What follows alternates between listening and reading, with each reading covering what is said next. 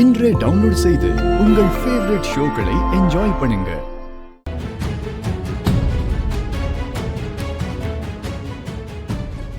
அம்மா ஜனாமா முடிச்சுக்க போறாங்க. வா வா சொல்றேன்ல வா.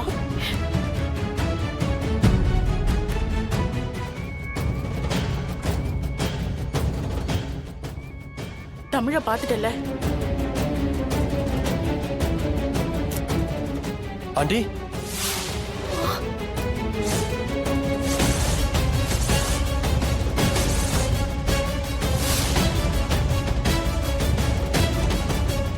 என்ன ஆண்டி இந்த நேரத்துல?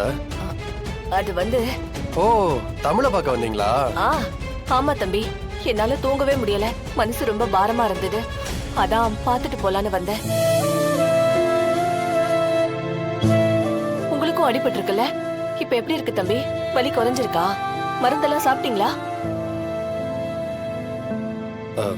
ஆண்டி சாரி ஆண்டி, என்னாலதான் தமிழுக்கு இப்படி ஆச்சு. ஐயோ, நான் கொஞ்சம் கவனமா இருந்திருக்கணும். என்னோட கேர்லெஸ்னஸ் தான் எல்லாத்துக்குமே காரணம். விடுங்க தம்பி, அதெல்லாம் இல்ல. இல்ல ஆண்டி, இது ஃபர்ஸ்ட் டைம் இல்ல. நிறைய முறை தமிழ் என்னால ஹர்ட் ஆயிருக்கா. அது எல்லாத்துக்கும் சேர்த்து நான் உங்ககிட்ட சாரி கேட்டுக்கிறேன் ஆண்டி. Sorry aunty.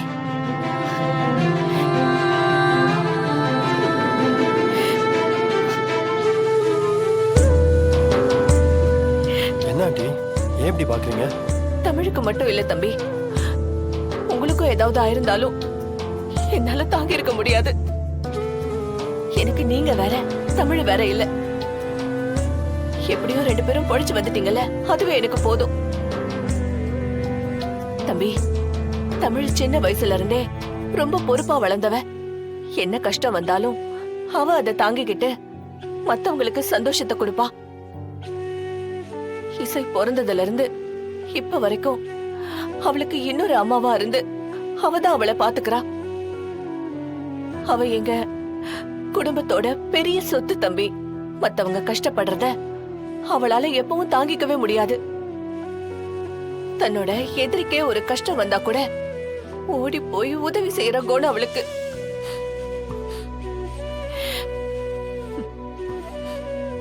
அவ அப்படியே அவங்க அப்பாவோட ஜெராக்ஸ்.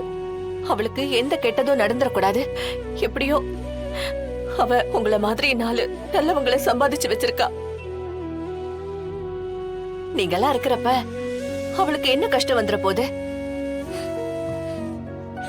சரிங்க தம்பி, நான் கிளம்புறேன். நீங்க போய் தூங்குங்க.